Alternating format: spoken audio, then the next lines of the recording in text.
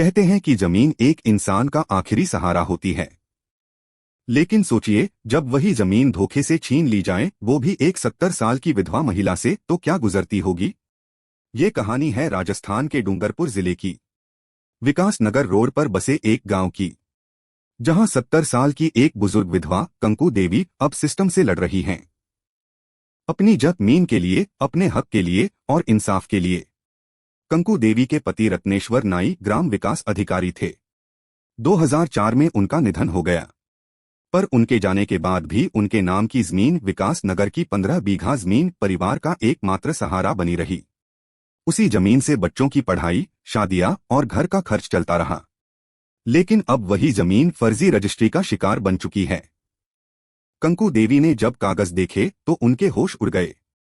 कागजों में लिखा था, जमीन तो 2010 में ही बेच दी गई है, जबकि उनके पति की मौत 2004 में हो चुकी थी। हम बाल काटने वाले गरीब लोग हैं, पापा ने कभी जमीन बेची ही नहीं। ये सब भूमाफियाओं और अधिकारियों की मिलीभगत है। करोड़ों की जमीन हड़प ली गई हमारी। सवाल ये है, क्या कोई मरा हुआ इंसान 6 साल बाद जमीन बेच सकता है? तो फिर 2010 में रजिस्ट्री किसने करवाई?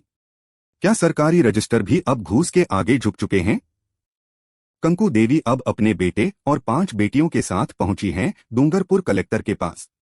गुहार सिर्फ एक, इस जमीन की जांच हो, फर्जी रजिस्ट्री रद्द हो और जिन अधिकारियों ने जमीन लुटाई उन्हें सजा मिले। अगर आप बनना चाहते हैं पॉलिटिशियन, लेकिन पब्लिक स्पीकिंग और अपने विचारों को व्यक्त करना चुनौती लगता है, या कैमरे और पब्लिक के सामने किसी तरह से बोल पाए इसमें मुश्किल होती है, तो मिशी मीडिया सॉल्यूशंस लेकर आया है पॉलिटिकल कंसल्टेंसी कैंपेन, जिसमें वरिष्ठ जर्नलिस्ट और पॉलिटिकल एनालिस्ट की एक्सपीरियंस्ड टीम आपको मदद करेगी, जिससे आपकी आवाज और भी बुलंद हो जाएगी।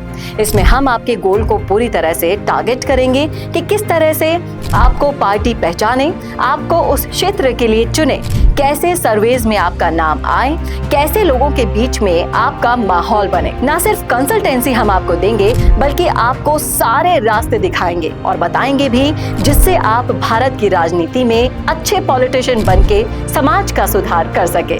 तो अभी कॉन्टैक्ट कीजिए स्क्रीन पर दिए गए नंबर पर।